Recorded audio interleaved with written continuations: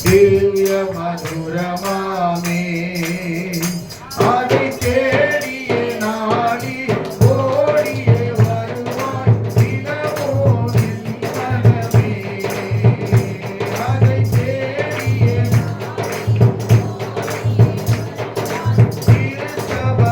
திருச்சபையானோரே தேவி மகிழோ திவ்ய மதுரமாமே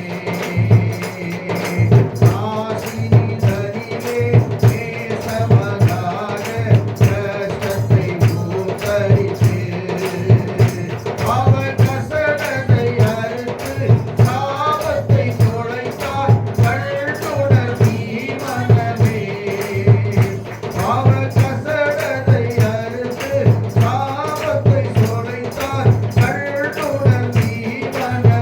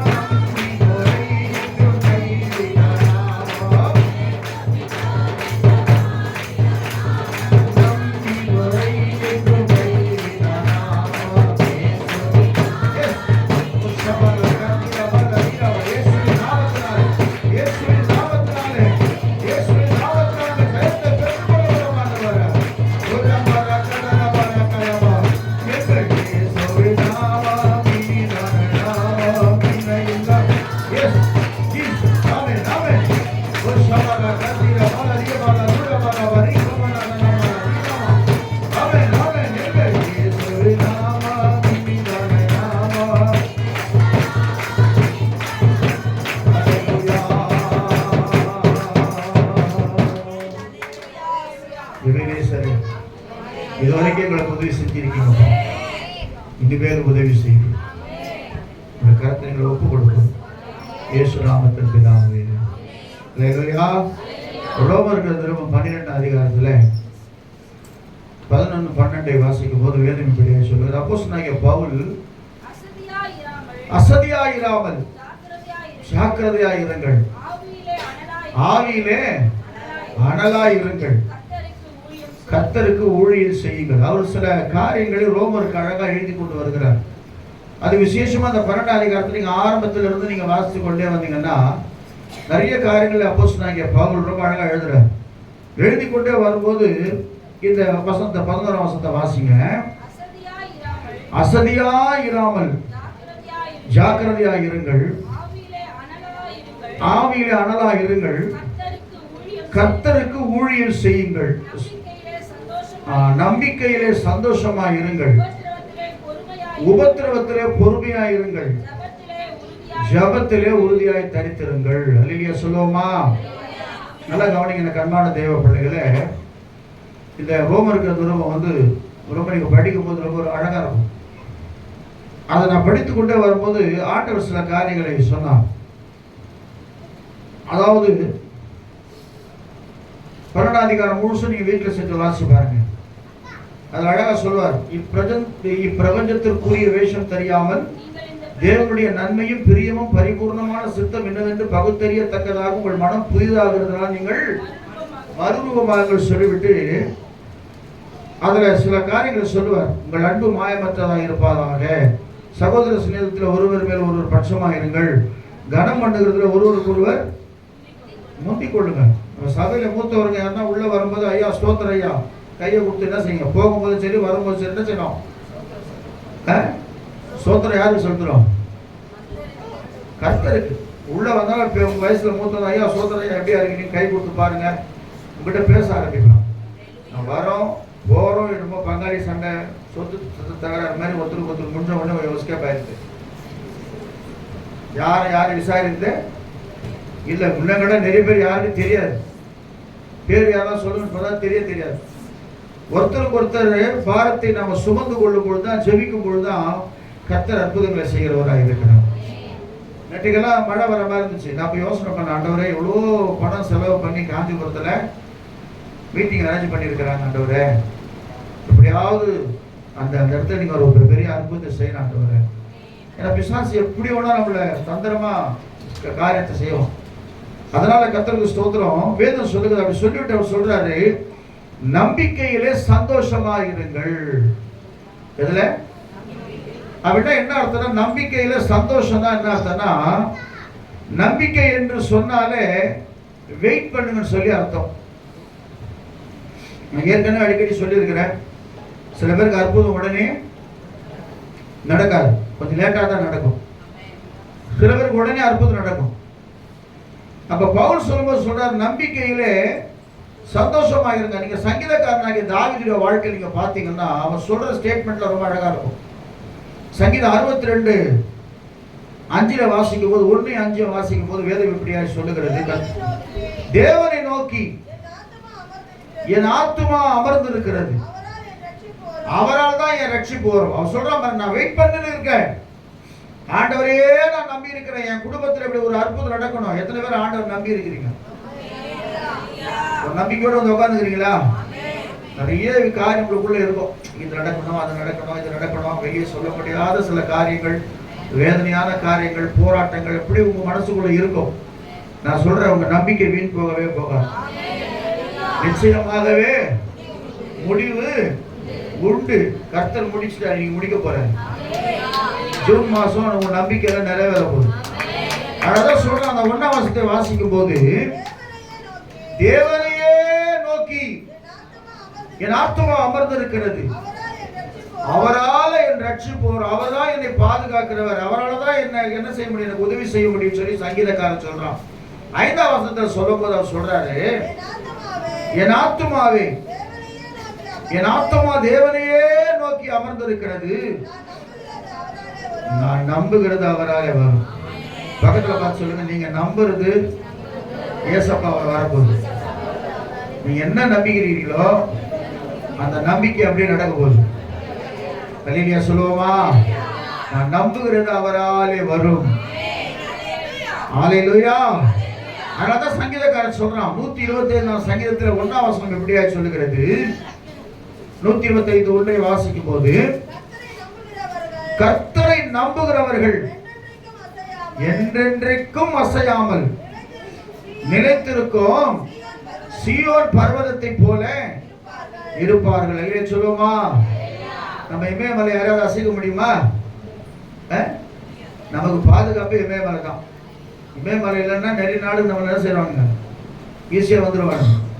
அதை தாண்டி வர்றதுக்கு ரொம்ப கஷ்டம், அசைக்க முடியாதபடிக்கு. அதே போல கர்த்தர் சியோனில் இருக்கிறார். சியோன் அசைக்கப்படாத ஒரு நகரமாய், அசைக்கப்படாத ஒரு மலையா இருக்குது. சியோன் மலையிலிருந்து ஆண்டவர் நம்மை ஆசீர்வதிக்கிறவராக இருக்கிறார்.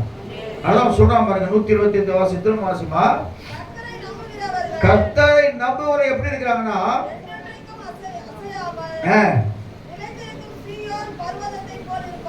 பர்வதை போல் இருப்பார்கள். 37:3-5 வாசிக்கும் போது சங்கீதம், அதே சங்கீதம், ஒரு சங்கீதம் மாதிரி சொல்லி நான் கடந்து போறேன். சங்கீதம் 37, கர்த்தரை நம்பி நன்மை செய், தேசத்தை குடியிருந்து, நாம சபையில புரிந்து சத்தியத்தை மேய்ந்து கொள், கர்த்தரிடத்தில் மனமகிழ்ச்சியா இரு. அல்லேலூயா சொல்லுவோமா? கர்த்தரை நம்பி நன்மை செய். அல்லேலூயா சொல்லுவோமா? அதனால தேசத்திலே சத்தியத்தை, ஆமா சத்தியத்தை என்ன செய்யணுமா? மேயணும். மேயணும் என்னது? சாப்பிடணும். மாடி மாடினா மேயும், புல் நல்ல நுனி புல்லா பார்த்துட்டு செய்யும், மேய்ந்து கொண்டே இருக்கும். அதுபோல வேத வசனத்தை நீ மேய்ந்து கொள் அப்படின்னு சொல்லிவிட்டு அவர் சொல்றாரு திரும்ப, கர்த்தரிடத்தில் மனமகிழ்ச்சியாய் இரு. ஆமா, 39:7 வாசிங்க. கர்த்தருக்கு ஸ்தோத்திரம். 39:7 வாசிக்கும் போது, எப்பொழுதும் ஆண்டவரே நான் எதற்கு எதிர்பார்க்கிறேன், நீரே என் நம்பிக்கை. வேற ஒரு நம்பிக்கை இல்லை.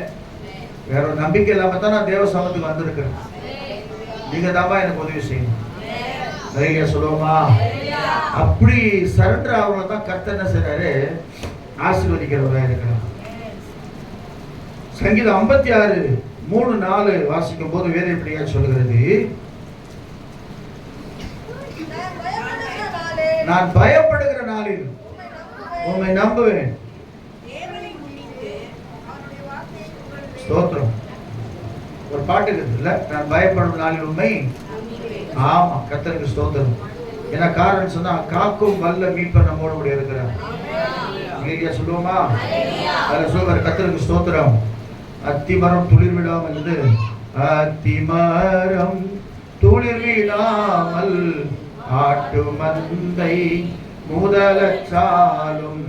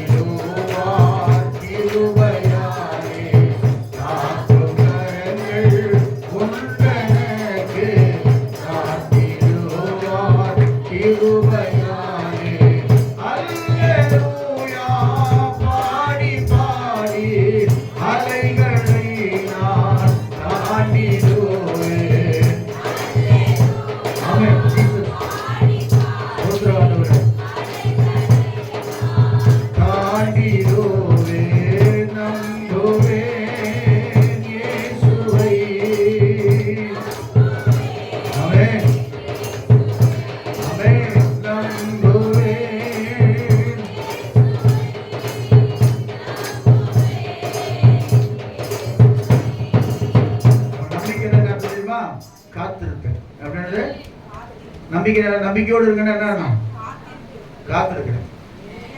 இன்னைக்கு கூட அற்புதம் செய்வார், நாளைக்கு அற்புதம் செய்வார். ஆனால் தேவ சமூகத்துல தேவ சித்தத்திற்கு ஒப்பு கொடுத்து ஜெபிக்கும் போது நாம சில காரியங்களை பண்ணக்கூடாது. ஒரு நம்பிக்கை நமக்குள்ள வேணும். ஆபிரகாம் பார்த்து ஆண்டவர் வார்த்தை சொல்றார். ஆனால் ஃபர்ஸ்ட் கூப்பிடும்போது சொல்லிட்டார். 12ஆம் அதிகாரத்துல 1, 2, 3, 4 வாசிக்கும் போது வேகமா வாசிங்க. பைபிள் வாசிக்கிற பிள்ளைகள் வேகமா வாசிங்க. கர்த்தருக்கு ஸ்தோத்திரம். கர்த்தர் ஆபிரகாமை நோக்கி உன் தேசத்தையும் இனத்தையும் நல்லா கவனிங்க, விட்டாதான் உனக்கு ஆசீர்வாதம். வேலையை சொல்லுவோமா? நம்ம சில காரியத்தை விட மாட்டேன்றோம். ஆண்டவர் சொல்ற சில காரியத்தை நம்ம என்ன செய்யறோம்? விடாம அப்படியே பற்றி கொண்டிருக்கிறோம். அதனால்தான் கர்த்தர் நம்மை ஆஸ்வதிக்க. நான் சொன்னேன் கல்லை புரட்டி போடுங்க, அந்த மாதிரி நிறைய கல்லு நம்ம கிட்ட உள்ள இருக்குது.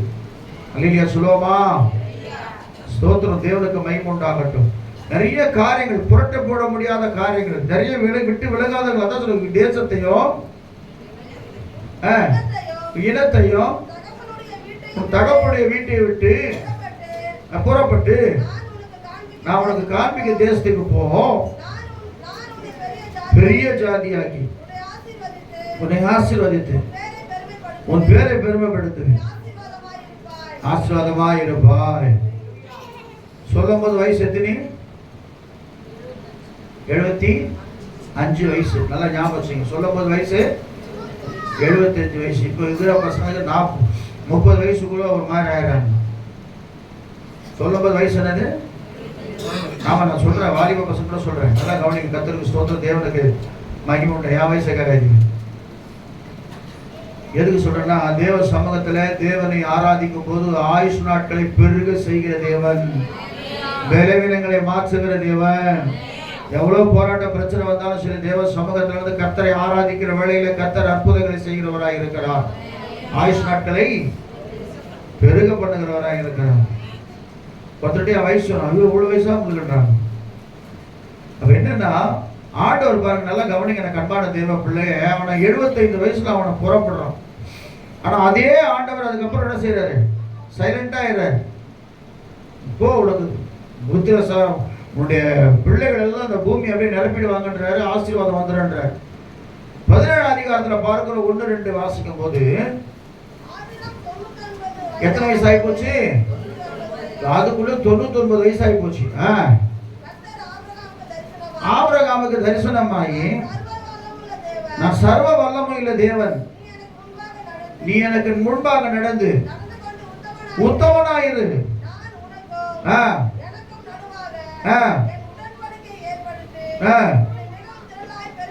திரும்ப ஞாபகப்படுத்த செலக்ட் பண்ணிட்டார். நல்லா கவனிங்க. நம்மளை ஆண்டவர் அழைச்சிட்டார். அழைத்தவர் உண்மை உள்ளவர். நாம தான் என்ன செய்யறோம்? சில நேரங்கள்ல வாரம் ஜெபம் பண்றோம் இல்லையா? ஆண்டவரே, எத்தனையோ முறை நாங்கள் அப்படி பண்ணியிருக்கிறோம், அப்படி பண்ணியிருக்கிறோம், அப்படி பண்றோம், அப்படி பண்றோம். அதை மன்னியும், இதை மன்னியும், குற்றங்களை மன்னியும், குறைகளை மன்னியும், மீதுகளை மன்னியும், மக்களவங்களை மன்னியும், வாரம் சொல்லுவோம் இல்லையா? ஆனா ஆண்டவர் செலக்ட் பண்ண ஆண்டவர் கொஞ்சம் வெயிட் பண்றாரு. எத்தனை வயசுக்கு சரி? 75 வயசுல கூப்பிட்டு வந்து 99 வயசு சொல்ல, எனக்கு முன்பாக நடந்து கொண்டு நீ உத்தமனா இரு. ஆண்டவர் ஒரு மனுஷனை பரிபூர்ணமா ஆசீர்வதிக்கணும்னு சொன்னா அவர் விரும்புகிற காரியம் அவனுக்குள்ளே காணப்படும். அல்லேலூயா சொல்லுவோமா? உத்தமனா இரு சொல்லிவிட்டு திரும்ப சொல்றாரு. 17, 18 வாசிக்கும் போது வசனம் வாசிக்கும். 17ஆம் அதிகாரம் 17, 18 வாசிங்க. அப்பொழுது ஆபிரகாம் நகைத்து, 100 வயதான எனக்கு பிள்ளை பிறக்குமோ? 90 வயதான சாராள் பிள்ளை பெறுவாரோ சொல்லிக்கொண்டு, இஸ்மவேல் உமக்கு முன்பாக பிழைப்பானாக. அவர் சொல்றார். யாருடைய பையன்? ஆதாருடைய பையனே எனக்கு போதும். நல்லா கவனிங்க. உனக்கு 100 கோடி ரூபாய் கொடுக்க ஆண்டவர் ஆசைப்படுறாரு. நீ எவ்வளவு கேட்கிற? 1 லட்சம் தான் போதும் ஆண்டவர். இப்போ எனக்கு பிரச்சனை டைட், அப்படியே நெருக்கிறாங்க எனக்கு. அப்படியே 1 லட்சம் தான் போதும், நான் பாதி கட்ட அடிச்சுடுவேன். உனக்கு 100 கோடி கொடுக்க போறேன். அவனை திரும்ப சொல்றாரு, வெயிட் பண்ண மாட்டேன். அது நல்லா கவனிங்க, குறித்த காலத்திற்கு தரிசனம் வைக்கப்பட்டிருக்கிறது. அத பாருங்க, அந்த 21ஆம் அதிகாரத்துல 1-2 வாசிக்கும். 18ஆம் அதிகாரத்துல 10-15 வரைக்கும் வாசிங்களேன். சீக்கிரம் வாசிங்க. அப்பொழுது அவர் ஒரு உற்பவ திட்ட காலத்திலே நிச்சயமான இடத்துல வருவேன் இருப்பான் என்றார்.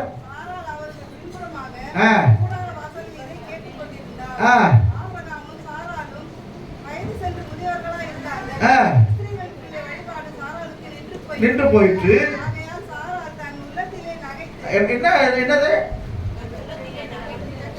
ஒண்ணு இல்லைங்க. இப்ப நீங்க வரீங்கன்னு வச்சுங்களேன் சிஸ்டர், அடுத்த வாரம் கர்த்தர் உங்களை கொண்டு பெரிய காரியங்களை செய்ய போறார் அப்படின்னு சொன்னா சொல்லணும். எங்க ஆண்டவரே பிளஸ் பண்றாருங்க. பா, நான் உனக்கு ஒரு பிள்ளை கொடுக்க போறப்பா, உனக்கு ஒரு பிளஸிங் நான் வச்சிருக்கிறேன். ஆனா புருஷன் பொண்டாட்டி 2 சிரிக்குதுங்க. என்னது நமக்கெல்லாம் அதெல்லாம் ஆண்டவர் சொல்றாரு. சரீரம் செத்து போச்சு, எல்லாம் முடிஞ்சு போச்சு. நல்லா கவனிங்க, எல்லாம் முடிந்தாலும் இயேசு முடியாதவராக இருக்கிறார். எல்லாம் மாறினாலும் இயேசு மாறாதவராக இருக்கிறார். திரும்ப அந்த மாதிரி சிரிக்கிறாங்க. என்னது, நான் எப்படிங்க குழந்தை பெற முடியும்? தொண்ணூறு நீ எல்லாம் அதை கேட்கவே கேட்காது. அவரால் செய்யக்கூடாத காரியம் ஒண்ணுமே கிடையாது. அதே ரோமர் 4ஆம் அதிகாரத்தை நீங்க வாசிச்சு பாருங்களேன். இல்லாதவைகளை இருக்கிற வண்ணமாய் அழைக்கிற கர்த்தர் உனக்கு எது இல்லையோ அதை உனக்கு உண்டாக்குவார். இல்லையா சொல்லுவா? வீடு இல்லையா, பெரிய பங்களா உனக்கு உண்டாக்குவார். நகை இல்லையா, என்னோட நிறைய நகை கிடக்குது, அதெல்லாம் முன்னாடி கொட்டுபடியா கர்த்தர் செய்வார். இல்லையா சொல்லுவோமா?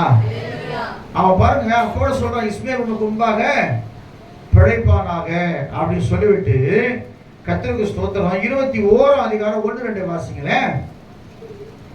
சீக்கிரம் வாசிங்க. ஆதியாகமம். சாராள் பேரில் கடாட்சமானார், கர்த்தர் தாம் உரைத்தபடியே சாராளுக்கு செய்தறினார். ஒரு வசனம், குறித்த காலத்திலே. அப்ப ஏற்ற காலத்துல 3 காலம். என்ன காலம்? உனக்குன்னு ஒரு காலத்தை குறிச்சிருக்கிறார் கர்த்தர். நல்லா ஞாபகம் வச்சுக்க. எனக்கு அற்புதமே நடக்கல, ஆண்டவர் அற்புதமே சரி. எத்தனை வயசுங்க வெயிட் பண்ணாங்க? 25 வருஷம். சொல்லும் போதே வயசு 75 ஆகி போச்சு.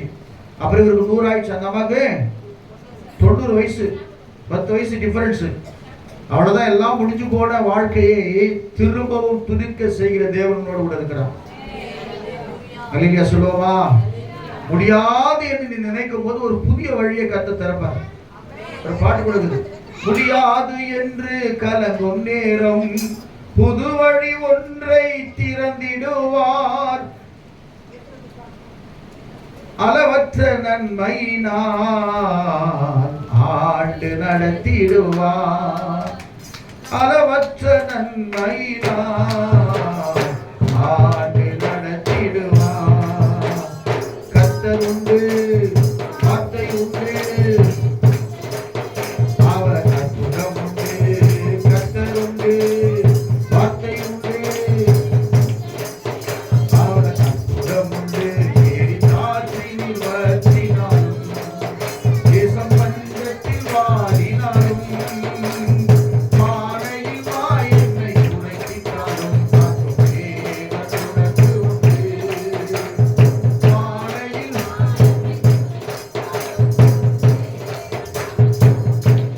சொல்லுவா, எனக்கு முடியலங்க, லாஸ்ட் மினிட்ல வந்து நான் நிக்கிறேன், மத்த கை வைத்துங்க. நான் போராடி போராடி பார்த்தேன், எஸ்தருக்கு முடியல. அல்லேலூயா. கர்த்தர் நிச்சயமாகவே, நான் திரும்ப சொல்லுங்க, காரியங்களை முடிய பார்க்க. அதான் சொல்றாரு, குறித்த காலத்திற்கு தரிசனம் இன்னும் வைக்கப்பட்டிருக்கிறது, அது முடிவிலே விளங்கும், அது பொய் சொல்லாது, அது தாமதித்தாலும் அது என்ன செய்யும்? காத்து. அது தாமதிப்பதற்கு. 2வது ஒரு காலம் அது, ஏற்ற காலத்துல மழையை பெய்ய பண்ணுவேன், ஆசீர்வாதமான மழை பெய்யும். முதல்ல குறித்த காலம், 2வது ஏற்ற காலம். அல்லேலூயா சொல்லுவோமா? மூணாவது அதான் சொல்றான், ஏற்ற காலத்திலே அவர் உங்களை உயர்த்தும்படிக்கு அவருடைய பலத்த கைக்குள்ளே அடங்கி இருங்க. அடங்கி இருந்தா தான் ஆசீர்வாதம். அல்லேலூயா சொல்லுவோமா? அடங்கி ஆண்டவர் விட்டு நீங்க வெளியே போயிட்டீங்கன்னா பிளஸிங் எல்லாம் வேற மாதிரி மாறிடும். ஏற்ற காலத்திலே கர்த்தர் உங்களை உயர்த்தும்படிக்கு அவருடைய பலத்த கைக்குள்ளே அடங்கி இருங்கள். இன்னொரு வசனம் சொல்லுது, அதினதின் காலத்திலே கர்த்தர் நேர்த்தியாய் செய்கிறாராம். எந்த காலத்துல? ஆமா, நமக்கு வயசு வருது இல்லையா? 18 வயசு வந்தா என்ன கொடுப்பாங்க? லைசன்ஸ். நீ இப்ப போய் கேட்ட ஒரு 15 வயசு 15 வயசு ஆகுதுங்க, லைசன்ஸ் பொலாம் அடிமா படா அடிக்கணும். உனக்கு என்ன வயசு வரணும்? 18 ஓட்டு போடுறதுக்கு இந்த வயசு இருந்தாதான். அப்ப அதினதின் காலத்துல கர்த்தர் நடத்தும் வரைக்கும் வெயிட் பண்ணுறார் ஆண்டவர். அல்லேலூயா சொல்லுவோமா? ஆனா உங்க நம்பிக்கை மாத்திரம் குறைஞ்சு போக கூடாது. யூடியூப்ல நான் பார்க்கும்போது ஒரு உண்மையான சம்பவத்தை ஒரு போலீஸ் அதிகாரி சொன்னார். ஒரு பெரிய அதிகாரி ஒரு சொன்னார், அவங்க வீட்டுக்கார சாதாரண கான்ஸ்டபிள். ஒரு நாள் இந்த கொடியேற்ற விழாவுக்கு ஒரு கூடு போயிட்டாங்க அந்த அம்மாவை. அந்த அம்மா 10th தான் படிச்சுக்குது. நான் சொல்றது உண்மை சத்தியம். ஒரு அதிகாரி, உயர் அதிகாரி, அவர் சொன்னார், நேற்று நான் அப்படியே பார்த்தேன், நம்ம அதெல்லாம் பார்க்கறது இல்லையா, அதை பார்த்தேன். அவர் சொல்றாரு, அவரு அந்த சகோதரியை கூட்டிட்டு வரும்போது, இவர் யார் சாதாரண கான்ஸ்டபிள் தானே, எல்லாருக்கும் ஒரு சல்டேஷனே தரான், எல்லாருக்கும் சல்டேஷனே தரான். அவன் பார்த்து அவன் சொன்னாங்க, நீங்க இன்னமும் போலீஸ்னு நான் பெரிய ஆள் நினைச்சேன், நீங்க என்னங்க எல்லாருக்கும் சல்டேஷன். அவன் சொன்னாரா, நான் ரொம்ப சின்ன போஸ்டிங்ல இருக்கிறேன், கான்ஸ்டபிள் தாமா அப்படின்னு சொல்லும் போது, திடீர்னு ஒரு அம்மா, ஒரு சின்ன பொண்ணு, வாலிப பொண்ணு உள்ள நுழைஞ்சுதான். அது நுழைஞ்ச உடனே உயர் அதிகாரிலாம் இந்த செலக்ட் பண்றாங்க. அப்ப அது கேட்டான், இது யாருன்னு கேட்டான். இவங்க தான் ஐஏஎஸ் படிச்ச கலெக்டர். அப்போ எல்லாத்தோட பெருசா? ஆமா, எல்லாத்தோட பெருசு, அதனால தான் உயர் அதிகாரி கூட அவங்க செலக்ட் பண்றாங்க அப்படின்னு சொன்ன உடனே இந்த பொண்ணு சொல்லிச்சான், நானும் கலெக்டருக்கு படிக்கணும். நானும் எத்தனாவது படிக்குது? படிச்சிருக்குது. நம்ம என்ன சொல்லுவோம்? 10வது படிச்சதே போதும், இதுல வேற கலெக்டர் வேற வேற கலெக்டரு அது படிச்சுதான் ஆகணும்னு சொல்லிச்சான். நல்லா கவனிங்க, உன் நம்பிக்கை வீண் போகாது. யாக்கோபு போல போராடுறது தான் சொன்னா. உடனே வீட்டுக்கு என்ன பண்ணாங்க, படிக்க வச்சான். ஸ்டூடெண்ட் சேர்த்து +2 பாஸ் பண்ணிட்டாங்க, டிகிரி முடிச்சிட்டாங்க. இப்ப கலெக்டருக்கு படிக்க ஆரம்பிச்சிட்டாங்க. அந்த அம்மா படிக்க முடிச்ச உடனே 3 முறை ஃபெயில் ஆயிட்டாங்க. அப்ப அவர் சொல்லிட்டாரா, இனிமேல் உனக்கு இதெல்லாம் செட் ஆகுது, இத்தனைக்கும் நல்ல ஃபர்ஸ்ட் கிளாஸ்ல பாஸ் பண்ண பொண்ணு, டிகிரிலாம் உனக்கு செட்டே ஆகாது. நல்லா கவனிங்க, உலகம் அப்படிதான் சொல்லும். இனி ஜெபம் பண்ணி உனக்கு பிரயோஜனமே இல்லை, கடைசி நேரத்தில் அற்புதம் செய்யலாம் பொருட்கள். அப்ப அதை பொண்ணு சொல்லிச்சா, இன்னும் ஒரே ஒரு முறை சந்தர்ப்பம் கொடுங்க, நான் ட்ரை பண்ணி எழுதுறேன்னு சொல்லி எழுதிச்சேன். எழுதின பிறகு அது முடிஞ்சு போச்சு. திடீர்னு அந்த அதிகாரியோட இன்னொரு அதிகாரி பேசியிருந்தாராம். ஐயா, ஒரிசாவில் ஒரு ஐஏஎஸ் புதுசாக வந்திருக்கிறாங்க, தமிழ்நாட்டை சேர்ந்தவங்க, ரொம்ப பயங்கரமா ரொம்ப ஹேண்டில் பண்றாங்க எல்லா பிரச்சனையும், ஜனங்கள்லாம் அலறாங்க அவங்கள பார்த்தாங்க. அந்த அதிகாரிலாம் அப்படி நடுக்கிறாங்க, அந்த அளவுக்கு பயங்கர கெப்பாசிட்டியா இருக்கிறாங்க அவங்க. அப்படி ஏதாவது ஒரு பிரச்சனைனா கூட தனி ஃப்ளைட்ல போயிட்டு அந்த அம்மா ஜம்மு காஷ்மீருக்கு ஒரு பிரச்சனை கூட தீர்த்துட்டு வந்தாலும். அதெல்லாம் பேசணும். யாருன்னு கேட்ட உடனே இந்த பேரை சொன்ன உடனே இவருக்கு அப்படியே அதிர்ச்சி ஆகி போச்சான். ஐயோ, ஒரு சில வருஷத்துக்கு முன்னாடி நான் பார்த்த பொண்ணாச்சு, அது ஒரு கான்ஸ்டபிளுடைய பொண்ணாச்சு, இன்னைக்கு ஐஏஎஸ் ஆகுதா, இதுக்கெல்லாம் கேட்க மாட்டீங்க. அப்போ உலகத்திலே இருக்கிற ஒரு நம்பிக்கை, சாதாரண 10th படிச்ச பொண்ணு ஒரு ஐஏஎஸ் கலெக்டர் ஆகி இந்த தேசத்தையே கலக்க முடியும்னா, ஏசப்பா நம்பி இருக்கிற நீ கலக்க முடியுமா? கலக்க முடியாதா? பேதுரு யாருங்க? டிகிரி ஹோல்டரா? அவன் கூட சொன்னா யாரு? நாங்க வலை வீசி மீன் பிடிப்பவங்க, நாங்க கலிலேயா நாட்டை சேர்ந்தவங்க. பழைய பாட்டு தெரியாது. எல்லாம் என்ன வலை வீசி மீன் பிடிக்கிறவங்க. கூப்பிட்டாரு, நீ மனுஷனை பிடிக்க போற வாப்பாடு. போட்டுட்ட வட்டான், போட்டாவது வரையாவது. நான் வரேன் ஏசப்பா கூட, அவ்வளவுதான். அதனால்தான் பிரதான அப்போஸ்தலனான கர்த்தர் மாத்தினார். அல்லேலூயா சொல்லுவோமா? அப்ப என்ன ஆச்சுன்னா, நம்பிக்கையிலே சந்தோஷமா இருங்க. எனக்கு ஏதோ ஒரு அற்புதம் கர்த்தர் செய்ய போறாரு இந்த வாரத்துல.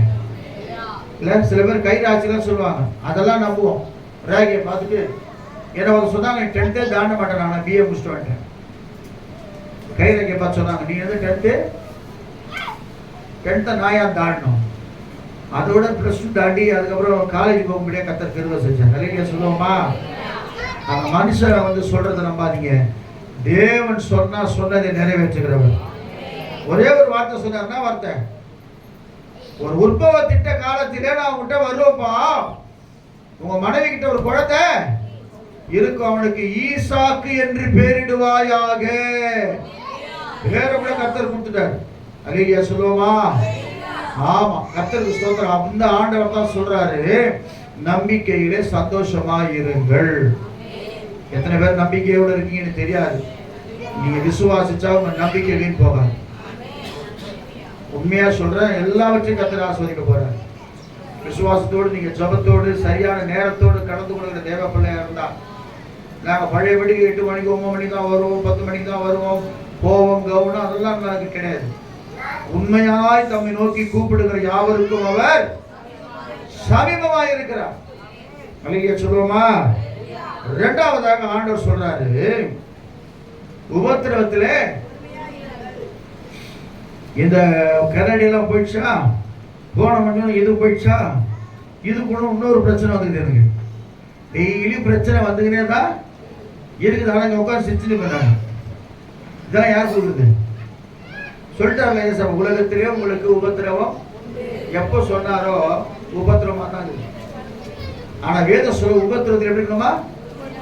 பொறுமையா இருக்கணும். அப்ப பொறுமையானா வாக்கு தத்துவத்துல பொறுமையா இருக்கணும்.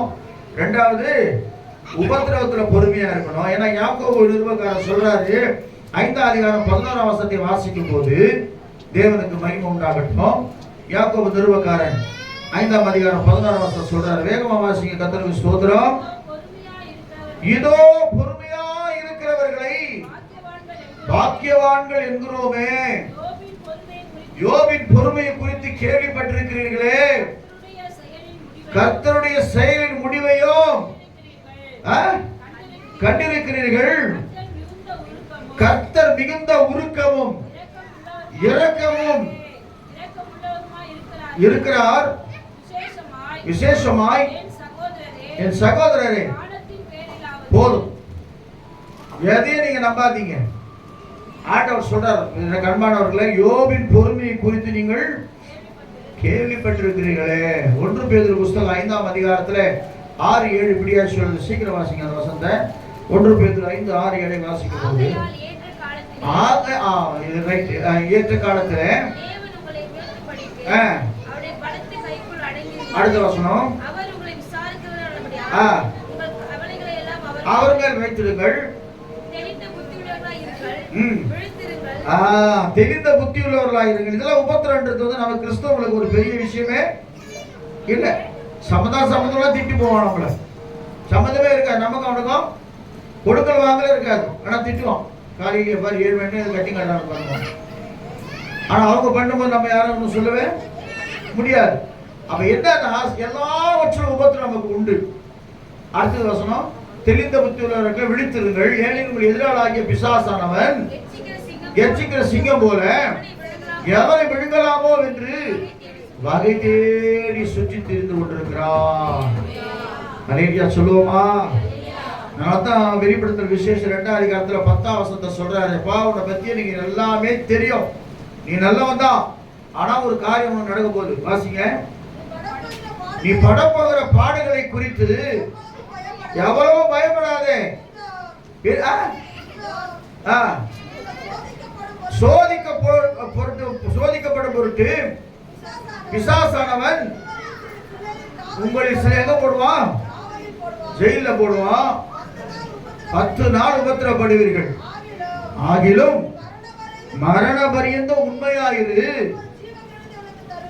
ஆமே, அல்லேலூயா சொல்லுவோமா? அப்ப உபத்திரவத்திலே பொறுமையா இருந்தா தான் ஜீவன் நமக்கு கிடைக்கும். அல்லேலூயா சொல்லுவோமா? கர்த்தருக்கு ஸ்தோத்திரம். ஜீவ கிரீடத்தை நமக்கு வைத்து அழகு பார்க்கிற தேவன். இதுல ஒவ்வொன்றையும் சொல்லிக்கினே வருவார். 7 சபைக்கு சொல்லும்போது சொல்லுவார், நீ நல்லவன் தான்பா, எல்லாம் செஞ்ச, ஆனா ஆதிலிருந்து அன்பு என்ன செஞ்சுட்ட? விட்டுட்ட. உன் பேர் ஒரு குறை இருக்குதுப்பா. ஆண்டவர் எவ்வளவு அழகா கண்டிக்கிறார். எல்லாம் சொல்லிக்கிட்டே வருவார். நீ அது பண்ண, இது பண்ண, அது பண்ண, எல்லாம் எனக்கு தெரியும்.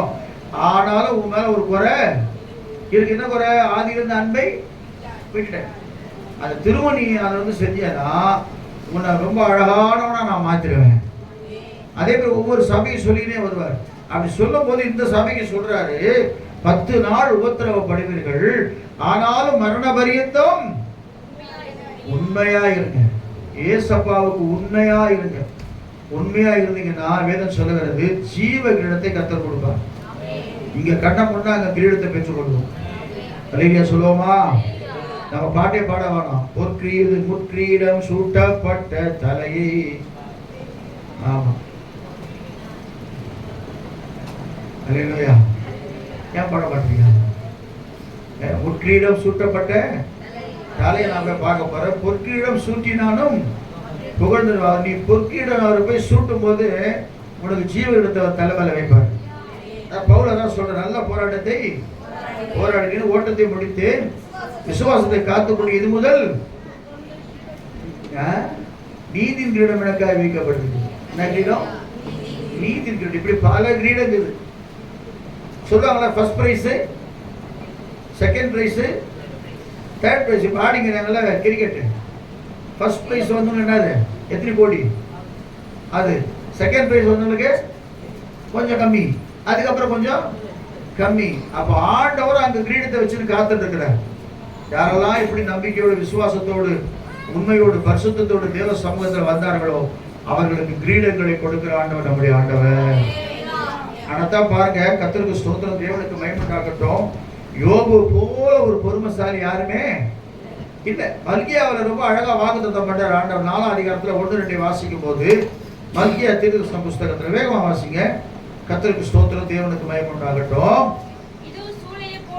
இதோ சூளையை போல எரிகிற நாள் வரும். அகங்காரிகள் யாவரும், அக்கிரமம் செய்கிற யாவரும் குருவாய் இருப்பார்கள். வரப்போகிற அந்த நாள் சுட்டரிக்கும், வேரையும் கொப்பையும் வைக்காமல் போகும் என்று சேனைகளின் கர்த்தர் சொல்லுகிறார். ஆனாலும் என் நாமத்திற்கு பயந்திருக்கிற உங்கள் மேல் நீதியின் சூரியன் உதிக்கும். அந்த செட்டைகளுக்கு ஆரோக்கியம் இருக்கும். நீங்க வெளியே புறப்பட்டு போய் கொழுத்த கன்றுகளை போல. ஆமென், நல்ல சொல்லுவோமா? ஆமா. ஆனாலும் அவருக்கு பயந்திருக்கிற உங்கள் மேல் நீதியின் சூரியனாகிய இயேசு உதிப்பார். அப்ப என்ன அர்த்தம்னா, இந்த உலகத்துல எல்லாம் நடக்கும். அக்கினி இறங்கும், மழை வரும், வெள்ளம் வரும், அது வரும், இது வரும், எது வரும், கொரோனா வரும், இப்ப ஏதோ ஒண்ணு வந்துருக்குதான், என்னென்னமோ வரும். அவருக்கு பயந்த உங்கள் மேல் நீதி சூரியன் உதிக்கும். அப்படின்னு என்ன அர்த்தம்? இந்த உலகத்துல உபத்திரவம் இருக்குது, ஆனா அதன் மத்தியில என்னை பாதுகாக்க ஒருவர் இருக்கிறார், எனக்கு கேடகமாக ஒருவர் இருக்கிறார், எனக்கு அற்புதம் செய்ய ஒருத்தர் இருக்கிறாரு, எனக்கு அதிசயம் செய்ய ஒருத்தர் இருக்கிறார். அந்த நம்பிக்கை தான் உன்னை காப்பாற்ற போகுது. அல்லேலூயா சொல்லுவோமா? ஏன்னா வேதம் அதான் சொல்லுகிறது. கர்த்தருக்கு ஸ்தோத்திரம். ஆண்டவர் சொல்றாரு, தேவனுக்கு மகிமை உண்டாகட்டும். உபத்திரத்தை எப்படி இருக்கணுமா? தயவு செய்து பொறுமையா இருங்க. வார்த்தையை விட்டுறாதீங்க. தயவு செய்து பொறுமை, பல்ல கட்சிக்குங்க. சிலதை திருத்தவே முடியாது. அப்படிதான் இருப்பாரு இல்ல. கணவனை பத்தி மனைவி சொல்லுவாங்க, எங்க கணவனை மாத்தவே நம்ம மாத்த அவனை இயேசு மாத்திடுவாரு. அல்லேலூயா சொல்லுவோமா? எங்க மனைவியை மாத்தவே நீ ஏன் மாத்துற? சிருஷ்டித்தவர் அவர்தான், அவர் மாத்திடுவார்.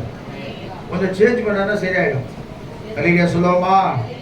கடைசியா சொல்றாரு, ஜெபத்திலே மட்டும் உறுதியாயிருங்கள். எல்லா உலகத்தில் நடந்தாலும் கூட. இன்னைக்கு காலையில் யாரெல்லாம் ஜெபம் பண்ணிட்டு வந்தீங்க? கை தூக்குங்க. கை தூக்குன உங்களை பரலோகம் வாழ்த்துகிறது. அல்லேலூயா. அப்ப நீங்க எல்லாம் என்ன ஜெபம் பண்ண வந்து பல கூட வளர்க்கணும்னு தெரியல, குளிச்சிங்களான்னு தெரியல, அப்படியே வந்து உட்காந்துக்கிறீங்க. உங்களை பார்த்தா அப்படிதான் இருக்குது. ஏரியா சொல்லுவோமா? நேற்று நைட் நாங்கள் தூங்கவே இல்லை. சனிக்கிழமை கர்த்தருக்கு ஸ்தோத்திரம். எழுந்து ஜெபம் பண்ணி திரும்ப படுக்குது, திரும்ப ஜெபம் பண்ணு, திரும்ப படுக்குது, திரும்ப ஜெபம். டைம் தெரியல. கர்த்தருக்கு ஸ்தோத்திரம். அப்புறம் 5 மணிக்கு தான் பார்த்தா டைம் தெரிஞ்சுது. அதுக்கப்புறம் தான் எழுந்து குளிச்சோம். எதுக்கு சொல்ல வரணும்னா, கவனிக்க, ஜெபத்தில் உறுதியாய் தரித்து இருக்கும் போது தான் ஆண்டவர் அற்புதங்களை செய்கிறவராக இருக்கிறார். 26:3 சொல்லுது. ஏசாயா 26:3 வாசிக்கும் போது எப்படிப்பட்ட உறுதி இருக்கணுமா?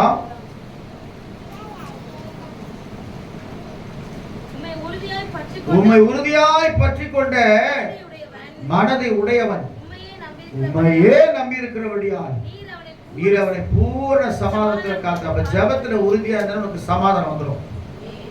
சில ஜபம் பண்ணாம போறதுனால நமக்கு சமாதானம் போயிடுது. நிறைய சொல்லுவோமா? அதிகால பிரேயர்ல கூட நிறைய பேர் ஜபம் பண்றீங்க. நான் கேட்டுதான் இருப்பேன். கர்த்தர் சோதனம் உட்காந்து நான் கூட என்ன செய்ய மாட்டேன். நுழைய சொல்லுவாங்க பண்ணுங்க. ஐயோ நான் பண்ண எல்லாம் கஷ்டமாயிடும். நீங்க பண்றது யார் பண்ணிருக்கிறாங்க ஜபம் அதெல்லாம் தெரியும். யார் கிராஸ் டாக் பண்ணிக்கிறாங்க, யார் லூஸ் டாக் பண்ணிக்கிறாங்க, அதெல்லாம் வந்து தெரியாதுன்னு நினைக்காதீங்க. எல்லாம் உட்காந்து கேட்டுதான் இருப்பேன். அப்படியே தூங்குற மாதிரி நினைச்சுருக்கோம். நான் ஜபம் 3 மணிக்கு முடிச்சிடும். 3 மணிக்கு ஆரம்பிச்சு 4, 5 முடிஞ்சிடும்.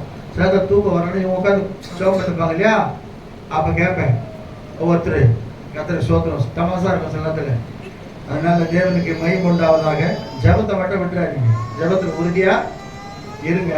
எல்லாவற்றையும் அது மாற்ற போதும்.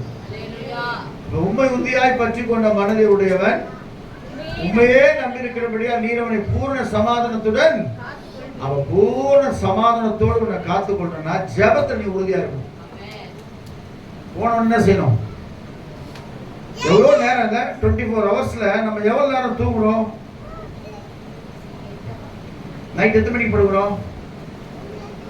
7 மணிக்கு படுக்கிற ஆள் இருக்கிறாங்க, 8 மணிக்கு படுக்கிற ஆள் இருக்காங்க, 9 மணிக்கு படுக்கிற ஆள் இருக்காங்க, 10 மணிக்கு படுக்கிற ஆள் இருக்காங்க, சில பேர் 11 மணிக்கு படுப்பாங்க, 12 மணிக்கு படுப்பாங்க. எப்படி படுத்தாலும் சரி அந்த இடைப்பட்ட நேரத்துல ஒரு கேப் வரும். கர்த்தர் அவங்க எழுப்பார். தெரியுமா உங்களுக்கு? எழுந்துக்கும்.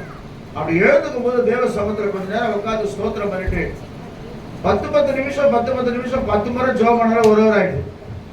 அல்லேலூயா சொல்லுவோமா? ஆனாதான் யாக்கோபு பாருங்க, பொழுது விடுகிற வரைக்கும் ஜெபம் பண்றாராம். எப்படி? பொழுது விடிச்சு போச்சு. நைட்டு காலை பிடிச்சவர் அவர் போராடுறாரு. இதை விட்டுருப்பா, பொழுது விடிய போகுது, எல்லாம் பாத்திர போறாங்க, விடு விடு விடுன்றார். என்ன பிளஸிங் பண்ற வரைக்கும் நான் உங்க விட மாட்டேன். எத்தனை பேர் என்ன ஜெபம் பண்றீங்க? என்னை ஆசீர்வதித்தால் ஒழிய நான் உங்க விட போவதில்லை. கடைசியில தான் கேட்கிறாரு, உன் பேர் என்னன்னு கேட்கிறாரு. அல்லேலூயா சொல்லுவோமா? நம்ம பேர் ஒரு தெரியுமா தெரியாதா? பழைய பேரும் தெரியும், புது பேரும் தெரியும், பழைய சுபாவம் தெரியும், புதிய சுபாவம் தெரியும். உன் பேரு நான் வாயில கேட்கிறாரு. அப்பதான் ஒத்துக்கிறான், நான் யாக்கோபு. நீ யாக்கோபு கிடையாதுப்பா. தேவனோடே நீ போராடி ஜெபம் பண்ணிட்டியே, நீ பெரிய ஆளு, நீ இனிமேல் இஸ்ரவேல்ன்றார். அல்லேலூயா சொல்லுவோமா? அப்ப நம்ம ஜெபம் எப்படி இருக்கு தெரியுமா? ரொம்ப அருமையான மனுஷன். அவர் பேர் ஜான் நாக்ஸ் நினைக்கிறேன். அந்த தேசத்துல அவர் முழங்கால் படிக்கிட்ட ஆரம்பிச்சா, வாலிப பையன் முழங்கால் படிட்டாருன்னா அந்த ராணி சொல்லுவாங்களாம், ஜான் நாக்ஸ் ஜெபம் பண்ண ஆரம்பிச்சுட்டானா, ஐயோ என் உடம்பெல்லாம் எரியுது, அவன் ஜெபத்தை நிறுத்த சொல்லுங்க, என்னால தாங்க முடியலன்னுவாங்களாம். 2வது கீழே இருக்கிற பாதாளத்துல கத்தும் ஆவிங்க. ஐயோ அக்னி எரியுது, அக்னி எரியுது, அக்னி எரியுது. ஜான் நாக்ஸ் ஜெபம் பண்ண ஆரம்பிக்கும் போது நம்ம ஜெபம் பண்ண ஆரம்பிச்சோம்னா என்ன ஆகுது? பக்கத்துல எரியுதா? பக்கத்துல கூட டச் ஆக மாட்டேங்குது. நம்ம ஜெபம் நம்மளுக்குள்ள அப்படியே போயிடுது. நீ பத்த வைக்கிற அக்னி எல்லாம் அப்படியே பச்சைக்கு எரியணும். கர்த்தருக்கு ஸ்தோத்திரம். அல்லேலூயா சொல்லுவோமா? அப்படி சொல்லுங்க. ஆண்டவரே, ஜான் நாக்ஸ போல என்னை வேல்ஸ் தேசத்துல பயன்படுத்துங்க, என்ன பயன்படுத்துங்க. உமக்காக டிஎல் மூடி போல என்ன பயன்படுத்துங்க, ஸ்பர்ஜன் போல என்ன பயன்படுத்துங்க. இவங்கெல்லாம் யாருன்னு கேட்கிறீங்களா? இவங்கெல்லாம் கத்துட ஊழியர்கள் பெண்ணிகின் ஐயா மாதிரி எங்களை பயன்படுத்துங்க. பெண்ணிகின் கையை நீட்டினார்னா அப்படியே பவர் தான். கர்த்தருக்கு ஸ்தோத்திரம். அந்த மாதிரி என்ன செய்யுங்க? டீச்சர்ஸ் தினகர் ஐயா மாதிரி என்ன பயன்படுத்துங்க. சொல்லுங்க. மோகன் சிலாசஸ் மாதிரி என்ன ஐயாவை பயன்படுத்துங்க. பாவது நகர மாதிரி என்ன பயன்படுத்துங்க. எல்லாரும் கேட்கலாம், தப்பே கிடையாது. உன்னை பயன்படுத்த கர்த்தர் உண்மையுள்ளவராக இருக்கிறார். ஜபத்திலே உறுதியாய் தரித்திருக்கும் போது தான். கர்த்தருக்கு ஸ்தோத்திரம். யாக்கோபுடைய உறுதியை பார்க்கிறோம். 32 அதிகாரத்தில் 24-30 வரைக்கும் வீட்டில் சென்று வாசிக்க நான் முடிக்க போறேன். 2வதாக தானியேலுடைய உறுதி. என்ன வந்தாலும் சரி ஜபத்தை விடவே பேச மாட்டீங்களே. என்ன வந்தாலும் கையெழுத்து போட்டாச்சுங்க, ஜபம் பண்ணக்கூடாது. நீ என்ன பண்ணோம்? இல்லையா சொல்லுவோமா? ஒரு ஊழியக்காரர் இருக்கிற சென்னையில, அவன் மனைவி ஞானஸ்தானம் எடுத்துட்டான்னு சொல்லி சரியான அடி, பயங்கரமான ரவுடி. அவர் ஞானஸ்தானம் எடுத்துட்டான்னு சொல்லிட்டு பயங்கரமா திட்டிட்டு, இதுக்கப்புறம் நீ சர்ச்சுக்கெல்லாம் போனால் அவள் தான் சொல்லி திட்டு வரோம். ஆனால் அந்த அம்மா அவர் வெளியில் போயிட்டு போது எப்படியாவது வந்து ஓடி ஜபத்தில் உபாசத்தில் அந்த கலந்துக்குன்னு அப்படியே போயிடுவோம். அப்படியே போய்கினே அந்த காலம் வந்துச்சு. அவருக்கு சரீரத்தில் என்ன செஞ்சு வியாதி வந்துச்சு. நல்லா ஹெல்த்தியாக இருந்த மனுஷன் வியாதி வந்துச்சு, உடம்பெல்லாம் அழுகி போயிடுச்சு. டாக்டருக்கு கைவிட்டாங்க. இனி என்னது முடியவே முடியாது, புருஷனை காப்பாற்ற முடியாது, கடைசி ஆப்ரேஷன் பண்ண போகிறோம்.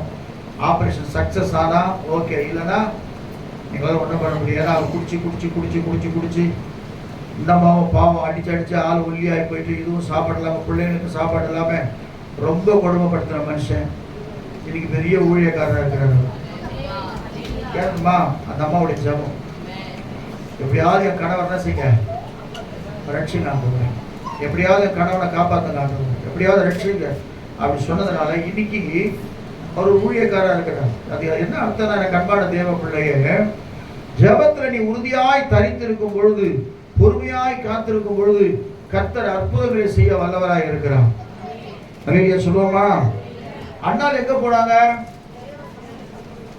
எங்கே போலாதம்மா? நல்லா வாட்ச் பண்ணி பாருங்க. நம்ம அநேக நேரத்துல அநேக காரியங்களை தேடி ஓடுறோம். இங்க போனா நல்லா இருக்குமா, அங்க போனா நல்லா இருக்குமா, அவங்க பண்ணா நல்லா இருக்குமா, இவங்க பண்ணா நல்லா இருக்குமா, இவங்க சொன்னா நல்லா இருக்குமா, தீர்க்கதரிசி சொன்னா நோ நெவர். நீ முதலாவது தேவ சமூகத்தில் அண்ணால் யார்கிட்ட சொல்லணுமோ அவங்ககிட்ட சொல்லிட்டான். அல்லேலூயா சொல்லுவோமா? இருதயத்தை ஊத்திட்டாங்க. இருதயத்தை ஊத்திட்ட பிறகு அவர் கேட்கிறார், நீ என்ன பண்ண? என் ஆண்டவர் சமூகத்தில் நீ இருதயத்தை நான் ஊற்றிட்டேன். அப்பதான் அவர் யோசிக்கிறார், இருதயத்தை ஊத்திட்டியா, போ சமாதானமா போ, கர்த்தருக்கு அற்புதம் செய்வார்கள் ஊழியக்கார். உடனே அற்புதம் நடக்குதா இல்லையா? வேண்டாம் வேண்டாம் அளவுக்கு பிள்ளை பாக்கியத்தை கர்த்தர் கொடுத்தார். அல்லேலூயா சொல்லுவோமா? நாம ஒப்பு கொடுக்காம, நாம கீழ்ப்படியாம, நாம கர்த்தருக்கு பிரியமானதை செய்யாம, நம்முடைய வாழ்க்கையில மட்டும் கர்த்தர் அற்புதங்களை செய்யணும்னு எப்படி கேட்குறீங்க நீங்க? சொல்லுங்க. உங்களை நீங்க உய்ந்து ஆராய்ந்து சோதித்து அறிஞர்களுக்கு பயன்படுது. நம்ம எதுவுமே செய்யறதுல ஆண்டவருக்காக. ஆனா என்ன செய்யணும்? சரண ராக்கெட்ல போயிடணும், உடனே எனக்கு அற்புதம் நடக்கணும். நெவர். கர்த்தர் உடனே எதிர்பார்க்கிறார். வேற வசனம் சொல்லுது, சங்கீதம் 89:21 வாசிங்களேன். சங்கீதம் 89:21 வாசிங்க. என் கை அவனோடு உறுதியா இருக்கும், என் புயம் அவனை பலப்படுத்தும். ஆண்டவர் சொல்ற யார் கூட, யாரை பத்தி சொல்றாரு? யாரை பத்தி சொல்றாரு? அதுதான் இடையில படிக்க சொல்றவங்க. யாரை படிக்க சொல்ற? யார சொல்றாரு? தாவீதை குறித்து சொல்றாரு ஆண்டவர். அவன் எப்பவுமே என்ன தேடுற மனுஷன், எப்பவுமே வனாந்திரத்தை என்ன துதிக்கிற மனுஷன், வனாந்திரத்தில் ஜெபிக்கிற மனுஷன். அதனால நான் அவனை பிளஸ் பண்ணுவேன், அவனை தேடி கண்டுபிடிச்சு அவனு சொல்ற ஆண்டவர். தேடி கண்டுபிடிச்சு சொல்லிட்டு என் கை அவன் கூட உறுதியா இருக்கும், என் கரம் அவனை பலப்படுத்தும். அதான் சமஸ்த இஸ்ரவேலுக்கு ராஜாவாக அவனை வைத்து அநேக வருஷங்கள் ஆயுஷ் நாட்களை கூட்டி தந்து கடைசி நேரத்தில் கர்த்தர் அவனை மறிக்க வைத்தார். அல்லேலூயா சொல்லுவோமா? அல்லேலூயா சொல்லுவோமா? அதனால எனக்கு அன்பான தேவ பிள்ளை, 1 பேதுரு 5:9 சொல்லுகிறது. சோத்திரம் தேவனுக்கு மேம்பட்ட அவசரத்தை வாசிக்க முடிச்சிடலாம்.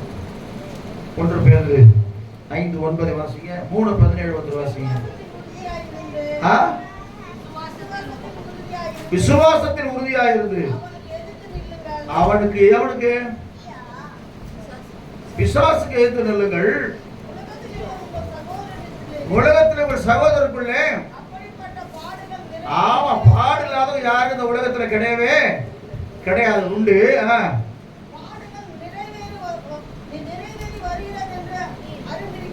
அறிந்திருக்கிறீர்களே,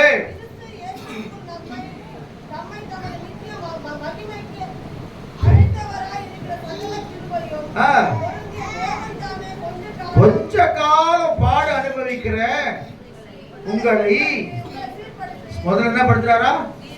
சீர்படுத்துறாராம். அப்ப என்ன? ஏன் பாடு, ஏன் பாடு, ஏன் பாடு? சீர்படுத்துறாரு ஆண்டவர். பாடு வரும்போது யோசனை பண்ணு. நான் பரதேசியாய் தங்கும் அந்த வீட்டில் உங்களுடைய கீதங்கள் எனக்கு பிரமாணங்கள் ஆச்சிருந்தார் இது சங்கீதக்காரன். அப்ப என்னன்னா கொஞ்ச காலம் தான் பாடு. அல்லேலூயா சொல்லுவோமா? அதி சீக்கிரத்தில் நீங்கி விடும் இந்த லேசான உபத்திரவம், அதி சீக்கிரத்தில் நீங்கிவிடும் இந்த லேசான உபத்திரவம்.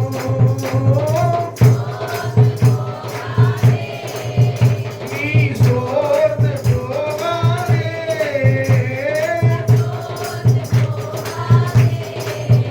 நாங்கள் சோர்ந்து போவதில்லை, அதி சீக்கிரத்தில் நீங்கிவிடும்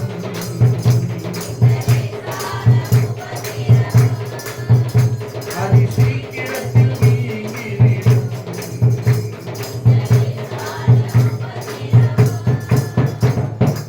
உள்ளான மனிதன் நாளுக்கு நாள் புதிதாக்கப்படுகின்ற நேரம் இது. உள்ளான மனிதன் நாளுக்கு நாள் புதிதாக்கப்படுகின்ற நேரம் இது. அர்த்தமா சொல்றேன். கர்த்தர் புதுசா மாத்திக்கிட்டே வராரு. ஃபைட் பண்ண சொல்றாரு. அவன் நீ சோர்ந்து அதி சீக்கிரத்தில் நீங்கிவிடும். காண்கின்ற உலகம் தேடவில்லை, காணாத பரலோகம் நாடுகிறோம். Yes.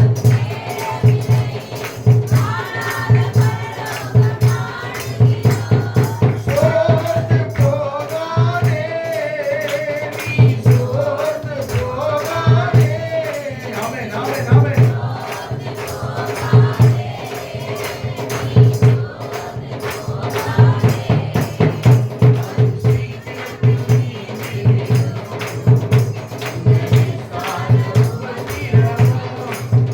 மன்னவர் இயேசு வருகையிலே மகிழ்ந்து நானும் களி கூறுவோம். மன்னவர் இயேசு. ஆமென்.